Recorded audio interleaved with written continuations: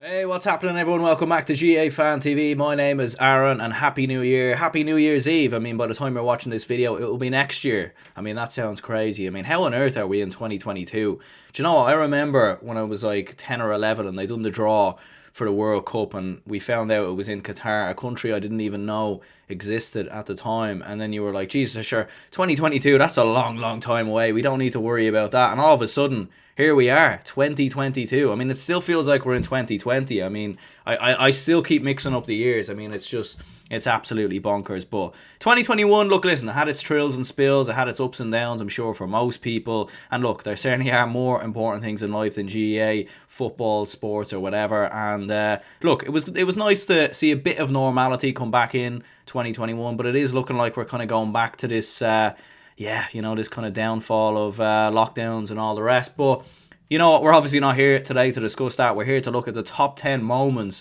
of the GAA in 2021. And you know what? I think this is the first time in a long time in the GAA season where we had some really, really big moments. I mean, you know, if you were to make a top 10 moments for 2020, I think you'd struggle. I think if you were to make a top 10 moments for 2019, you'd probably struggle as well. I mean, there are big, big moments, and don't get me wrong, there were huge moments in those years.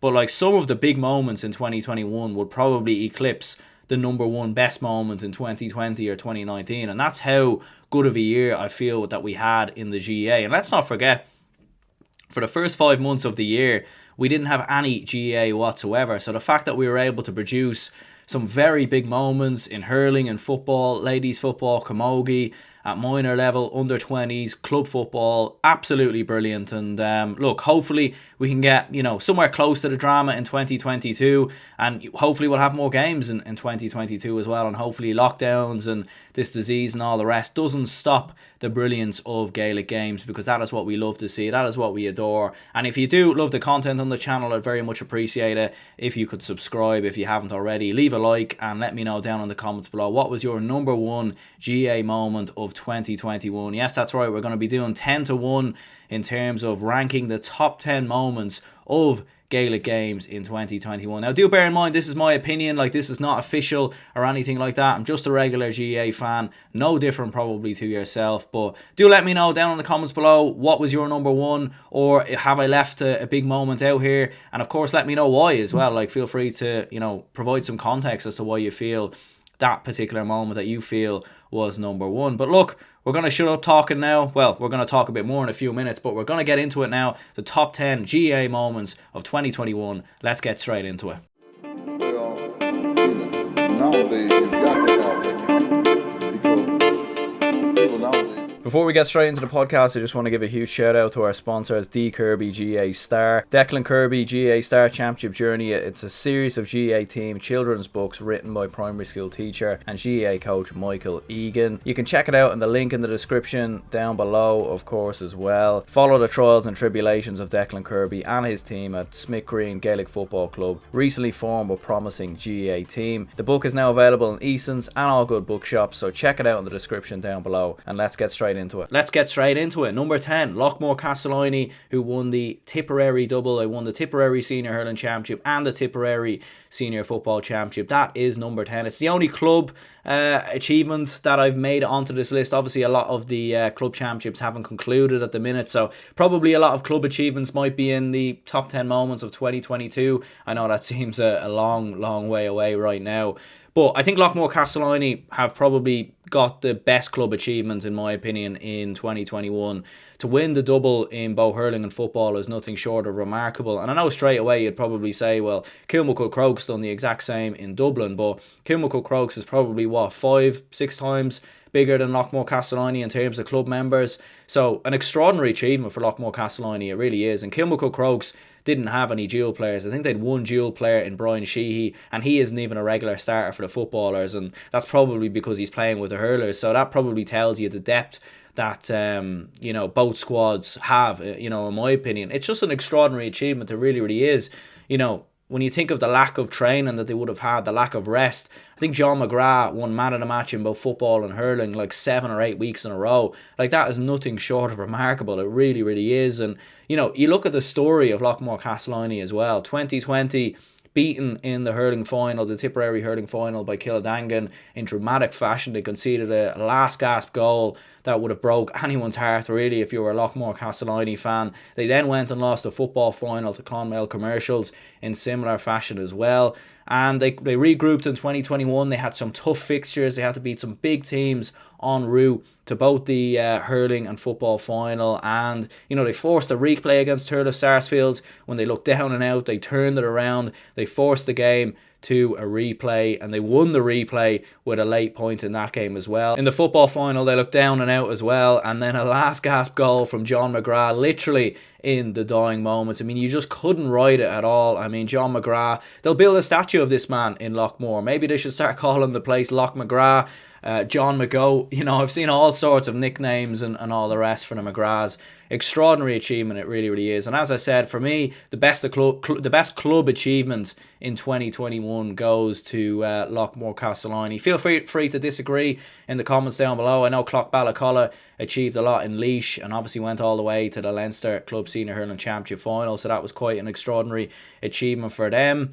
And we'll see what else happens in the club championships in 2022. Maybe there might be a moment that might eclipse it. Kieran Donaghy and Austin Stacks, that's a brilliant story as well. And Clan Éireann winning the Armagh Senior Football Championship. Derry Connolly Harps coming through for Mana, beating Dromore. So all sorts of big moments in the club championships as well. And obviously we'll have to wait and see what happens there. But number 10 for me, Loughmore-Castleiney's double in Tipperary gets in at number 10.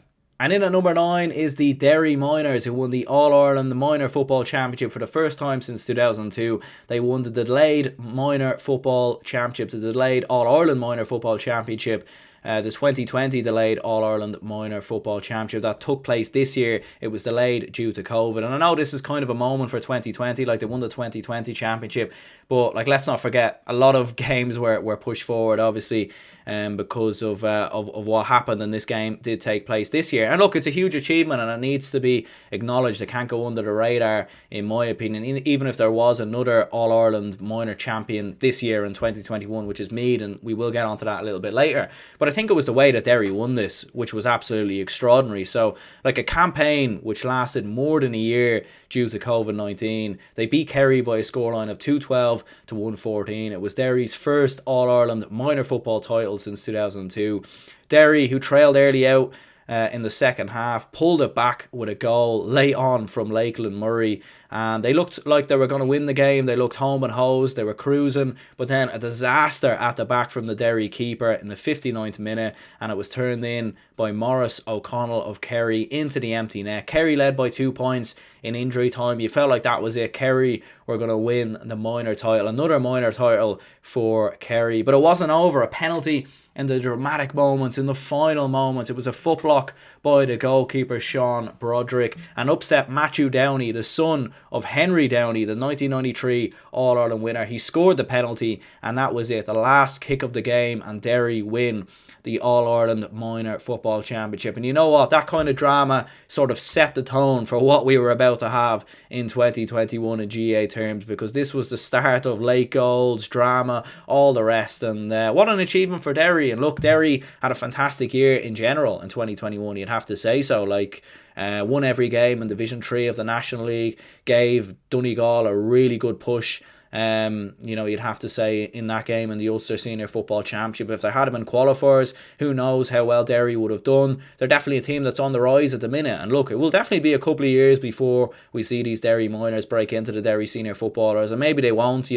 Just because you have underage success doesn't always go over to the seniors, and we'll need to see how these lads get on at under 20 level now in the next couple of years. But a brilliant achievement for Derry football. Look, Derry's definitely on the rise. You've seen Waddy Graham's Glen as well and what they've achieved in 2021. So, Derry football definitely on the rise. Conor Glass back from AFL. I think Anthony Tohill's back as well. So, there is a buzz at the moment in Derry. And I'd imagine if you're a Derry fan, you're very, very excited for 2022. Maybe the most you've been excited for since, I don't know. Let me know down in the comments below. But yeah, Derry in at number 9. In at number 8 was the Galway camogie team, who won the All-Ireland Camogie Senior Championship. They beat Cork by a scoreline of 115 to 112. A huge achievement for Galway, their second title in 3 years, and they avenged their All-Ireland final defeat to Kilkenny the year previous, beating Cork in the final by 3 points in the end. They beat the likes of Westmeath, Clare,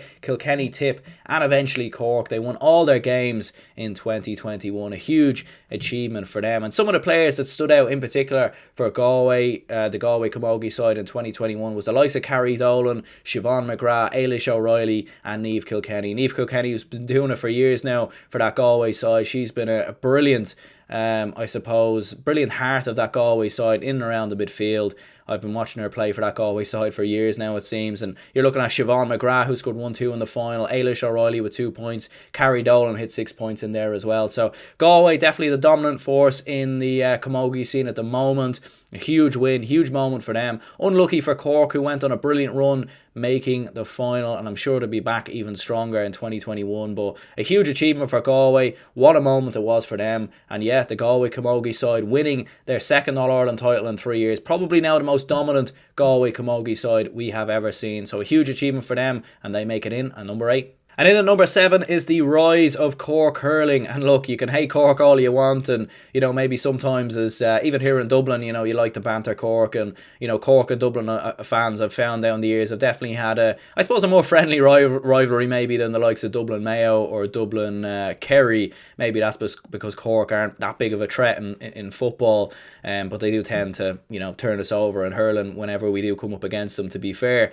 But look, it's great to see Cork on the rise again, especially in hurling. Look, we're not talking about the footballers here. Obviously, the footballers are, they're a different conversation. I mean, they might be on the rise. I mean, they won a couple of under 20 All-Ireland titles there a few years ago. So like the Cork footballers are improving, but we're not talking about the Cork footballers. We're talking about the hurlers, because they won 2 under 20 All-Irelands. They won the delayed 2020 All-Ireland, and they won the 2021 under 20 All-Ireland as well. They won the minor All-Ireland title in 2021, and they got to the All-Ireland senior hurling final as well. And yes, they were absolutely trashed by Limerick, and we'll get onto that in a moment. But look, a huge achievement for Cork. So they beat Dublin in the delayed 2020 under 20 final by a scoreline of 219 to 118, and then in the 2021 under 20 All-Ireland final. I know it might sound a bit confusing. Obviously, some of these games were delayed and pushed back, but this was the 2021 final. Cork won this by a scoreline of 419 to 214, and they absolutely hammered a lot of teams en route to winning that competition. They look very, very good, and we've seen Alan Connolly and Shane Barrett come into the senior team, and some other players that are coming through the ranks at the minute as well. Padraig Power looks like he's going to be an absolute star. Dara Flynn, Jack Cahallan's a very good dual player. He might even end up with the footballers. Luke Horgan, he's another player to watch in there as well. So for Cork, they are doing a lot right at underage level. And I suppose, as people have often told me before, just because you've had a lot of success at underage level does not mean you're gonna, I suppose, that it doesn't mean that that's gonna translate into the senior team. But with the likes of Alan Connolly and Shane Barrett and Jack O'Connor, who obviously made his name a bit more prominent in 2021. Like, you're seeing a lot of good players coming through the ranks for Cork at the minute. And even if Patrick Horgan does step away in the next 3 to 4 years, I'm not saying that Cork are going to win All Irelands or anything like that, but I don't think they'll be there. I don't think they'll be far off. Like, I think they will be a side to watch. And I do feel like if Cork can find a way to get over the line and win an All-Ireland, they could be a force. They just could be, and they might be the biggest consistent challengers to Limerick. But we'll have to see what happens there. They won the minor title as well, like I said before. They beat Galway by a scoreline of 123 to 12 points, and they stopped Galway winning the 5 in a row. Mikey Finn, or Mikey Finn, I'm thinking of Mickey Finn's there. That's my mistake. Automatic assumption when you see a name like that, but it's Mikey Finn. William Buckley, Jack Leahy, they're all players to watch out for in the future. And as we said, look, they got absolutely trashed by Limerick in that final, and it was a disappointing performance to a certain extent. They still scored 122, which is not it's not the lowest return in the world for hurling. Like, it's fairly decent enough, but Limerick are just unbelievable at the moment, and sometimes you just have to take the hat off to the better side. And like, to score 322, and what was it? I think they scored or 332, I should say. I think they scored 319 in the first half. Like, that is absolutely exceptional and out of this world. They beat Clare, Dublin and Kilkenny en route to the final. Maybe you could say they didn't beat a Tipperary, a Waterford, or any of the sort of big, they didn't have to beat a Galway. But look, they beat what was in front of them. They beat Clare, they beat Dublin, they beat Kilkenny. They had to fight back from the dead in some of those games as well. So, look, I think it was overall a great year for Cork hurling. And the fact that they're on the rise again, in my opinion, is only good for hurling, because the more competitive sides we have, the better. And I think hurling's always a better place when we have Cork in it. And in at number 6, here we go then.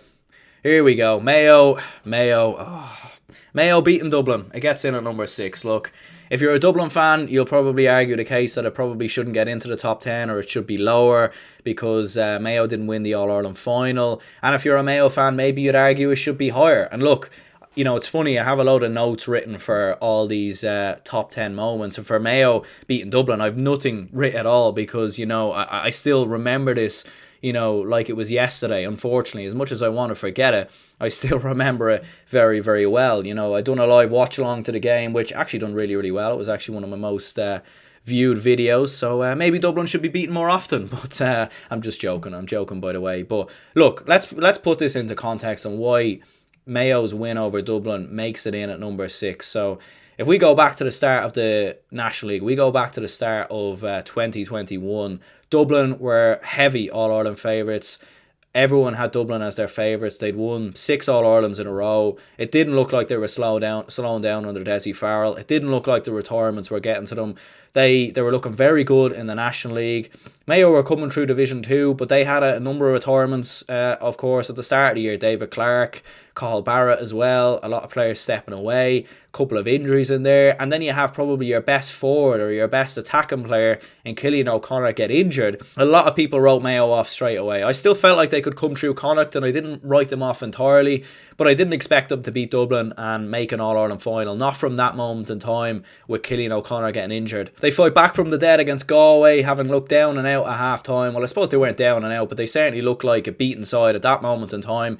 But they absolutely overran Galway in the second half. Matt Ruan scored one of the goals of the year. An unbelievable finish that day. And Mayo go into the All-Ireland semi-final. All-Ireland semi-final. Dublin were looking a little bit sluggish coming into that game. They certainly didn't look like they were at their absolute best. Maybe we were feeling like they were going to kick into gear in the Mayo game. And in the first half, it looked exactly that. Dublin were brilliant in the first half. They looked back to their absolute best. Con O'Callaghan, Kieran Kilkenny, Niall Scully, Dean Rock, they were all doing the damage. And it finally looked like Dublin had clicked into gear. But then in the second half, the disaster happened for Dublin, the brilliance for Mayo. They fought back from the dead. You had the Dermot O'Connor flick, you had the Robbie Henley late point, Tommy Conroy turned it on in extra time, Ryan O'Donoghue turned it on as well. Mayo won the game by a scoreline of 17 points to 14. The scoreline is still in my brain, unfortunately. I can't get rid of it.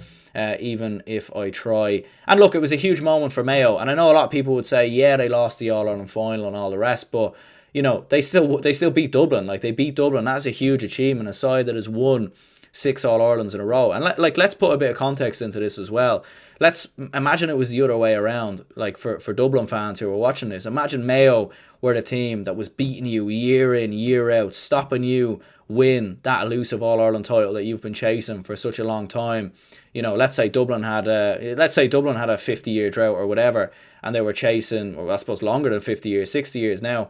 Let's say Dublin were chasing that All-Ireland, and it was Mayo who was beating them year in, year out, and they were winning in the most mad ways possible, whether it be own goals, and you're missing late frees, you're missing penalties, you're missing everything. It's all going wrong, and you've had to watch your fierce rivals from the West Coast celebrate and taunt you and take the piss out of you and all the rest. And look, all the time, a lot of the time it's just a bit of banter, but then you go and beat them, you turn them over. Of course you're going to celebrate, and of course it's going to be a huge, huge moment. And yes, they got beat in the final, and maybe if they had won the All-Ireland, it would have been number 1 in my opinion, but they didn't win the All-Ireland in the end. Tyrone beat them in the final, but I don't think it was a failure for Mayo. I don't think their year was a failure, in my opinion. I think to still get to an All-Ireland final was an achievement. Yes, it was a disappointing performance in the final, but I think when you look at the overall big picture, and you sort of look at 2021 in isolation and look away at the other years, I know that's a hard thing to do, but more young players coming through, more players getting game time. One of their top forwards injured in Cillian O'Connor.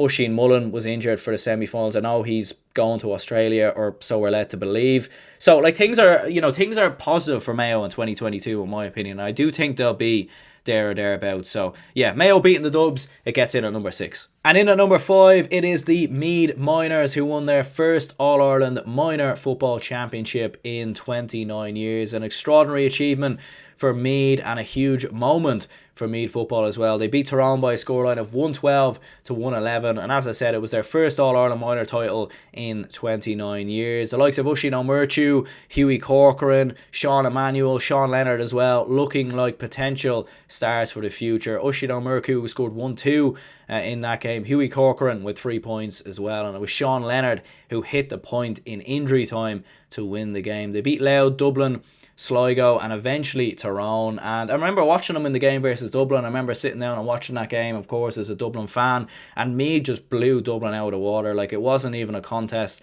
After about 5 to 10 minutes, the game was over. It looked like it was men against boys, and Meath looked streets ahead of Dublin. They really, really did. They looked really, really up for the game.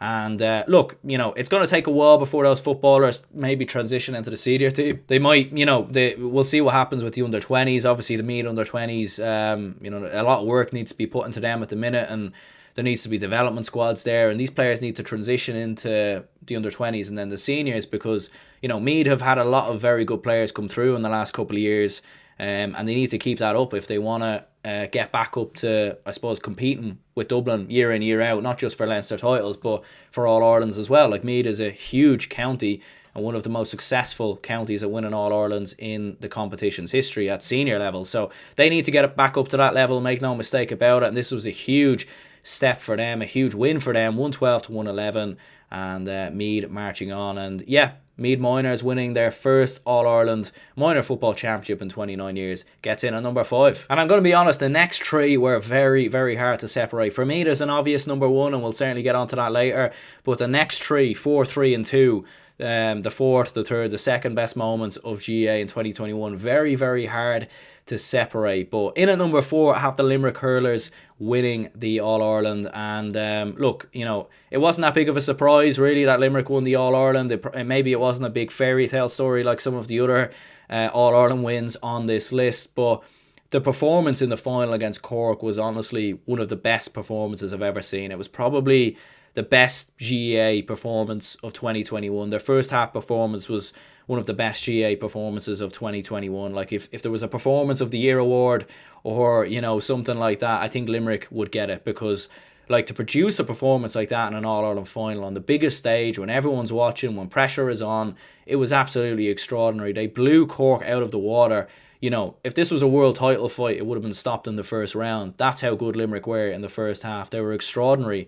To beat Cork by a scoreline of 332 to 122 was exceptional, and the way Cork play hurling is unbelievable. The sure hand passing, the quick movement, the quick running, the running off the shoulder, the goal chances, Cian Lynch wizardry. I mean, the Gandalf of hurling, if you want to call him that. And I think overall for Limerick, just a wonderful, wonderful year for them. You think back to the Tipperary game, they looked down and out in the first half, they looked beaten, and they produced probably one of the best second half comebacks in a provincial final that I've ever seen, and maybe one of the best hurling comebacks that I've ever seen ever. And you have the Carl Hayes goal as well. I mean, it was just an unbelievable year for Limerick. And when the going gets tough for Limerick, that's kind of one of the things that impresses me the most about them, is that when it gets tough, they always find a way to respond. I know Kilkenny beat them in 2019, but even at that, they still responded pretty well, and that game probably should have went to extra time or a replay or whatever. So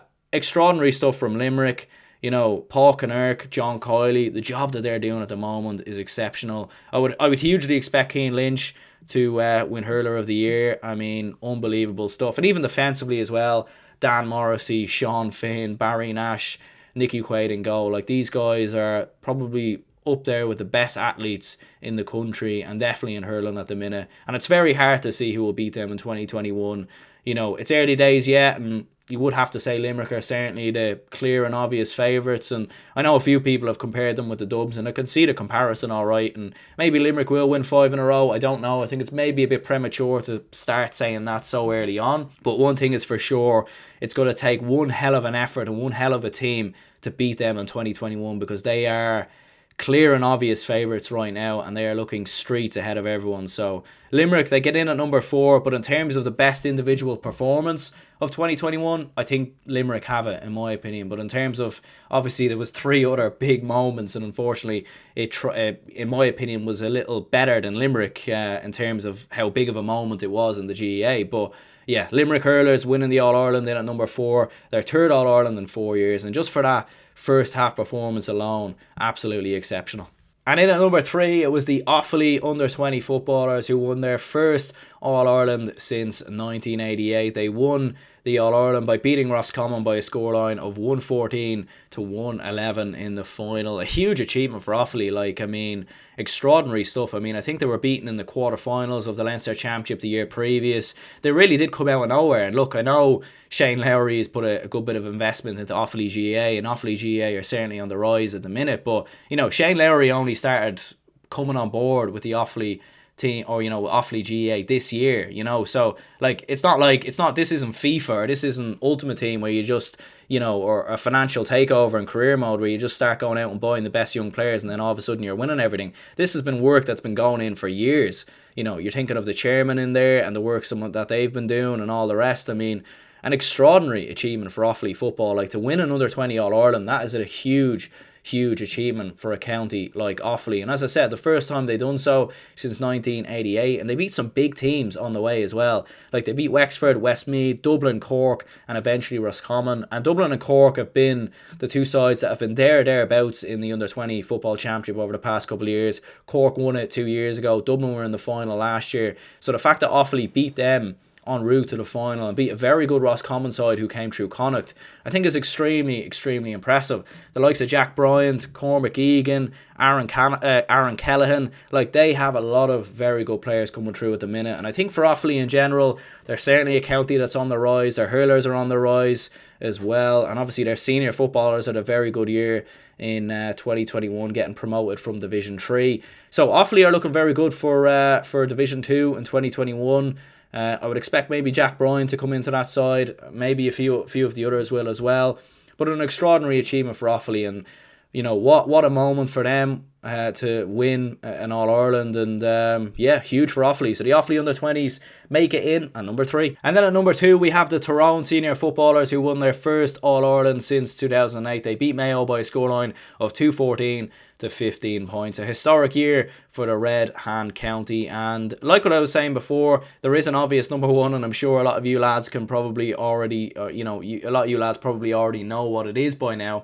And look, you know, if number 1 didn't happen, and we'll get onto that in a minute, you know, a lot of these moments probably would be number 1 in any other year. You know, Tyrone winning the All-Ireland, their first All-Ireland since 2008, and obviously the first time that a team hasn't won an All-Ireland other than Dublin since 2014, the first time that Sam goes across the border since 2008, and the first time Sam goes to a side from Ulster since 2012. So an extraordinary achievement for Tyrone, and a historic year for the Red Hand when you look at, I suppose, all the things that went against them as well. The whole COVID situation in the semi-finals against Kerry. You know, at one stage they were kicked out of the championship. At one stage it was like Kerry were already through to the final. You know, it's kind of crazy how it all worked out in the end. And, you know, you think back to when they were trashed by Kerry in the league, it looked, it just didn't look possible for them to win an All-Ireland, at least not in 2021. You felt like they had the players, they had the talent, but they had a couple of players injured as well, like Cathal McShane. You felt like maybe Derek Canavan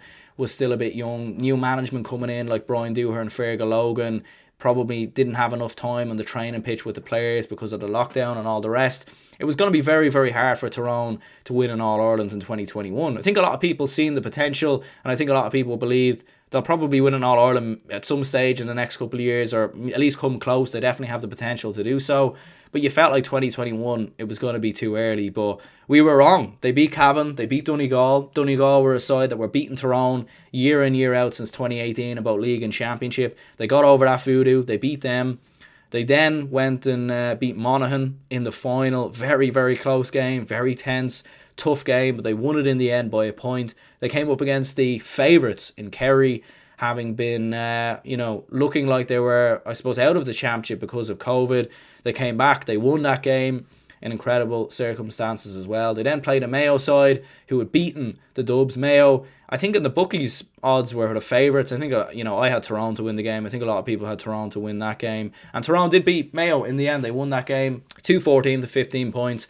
Even after a sluggish start in the game, they still came back. And you think of the Padraig Hampsey point with the outside of his boot, Cathal McShane, super sub, coming off the bench, getting that goal, the pass by Conor Moyler, the catch by Con Kilpatrick before playing it into Conor McKenna, who then, had that overhand pass into Darren McCurry. It was an exceptional year for Tyrone, an unbelievable year, all the rest. Defensively, absolutely phenomenal, shutting out Kerry, shutting out Mayo for goals, shutting out Donegal as well. So, not shutting out Donegal, they did concede a goal in that game from what I remember. But overall, just a wonderful year for the Tyrone senior footballers. And look, they're the favourites next year, in my opinion. They are the favourites. I think according to the bookies, we shouldn't even discuss the bookies really, should we? Because they're kind of useless half the time. But, I think they're fourth favourites, which is absolutely crazy. I'd have them as favourites in my opinion. I think they are the favourites. I think they're going to be stronger in 2022 because Cathal McShane will have, he'll probably be even more fully recovered by now. I'd say he won't be maybe back to his best, but he'll definitely get more game time. Brian Dooher, Fergal Logan will have more time with the players. They have young players coming through the ranks at the minute as well. We've seen how competitive the Tyrone Club Senior Football Championship was. So Tyrone are going to be stronger in 2022. And the question is, can Dublin, Kerry, Mayo, maybe Donegal or maybe some other county get up to that level? Can they beat Tyrone? That's going to be the big question. But yeah, Tyrone's All-Ireland win gets in at number 2. A historic achievement for the Red Hat County. And I'm sure the parties are still ongoing in Tyrone at the moment. And then we move on to number 1, and you could have guessed it. It was the Meath ladies, the Meath senior ladies footballers who won their first ever All-Ireland by a scoreline of 111 to 12 points. They beat Dublin, who were bidding for 5 in a row. And yes, the Meath-Dublin rivalry is there and all the rest, and I certainly was cheering for Dublin. But you know what? You cannot, this was unbelievable from Meath. Let's just break this down because... and provide a bit of context as to why this is number 1, because this wasn't just an All-Ireland win, in my opinion. This was an incredible story, a story of coming back from the dead, a story of coming back from absolutely nowhere, a story of a rising team, a story of players who, had been written off, had been beaten, had been, looked like they were down and out going back many years ago. It's like something from a movie. I mean, you could literally write a movie on this, and it would be, award-winning. It would be brilliant. And let's start from the beginning. So let's go back to 2015. Cork beat Meath by a scoreline of 7-22 to 3 points. I mean, wow. That's a 40-point victory. I mean, imagine being beaten by 40 points.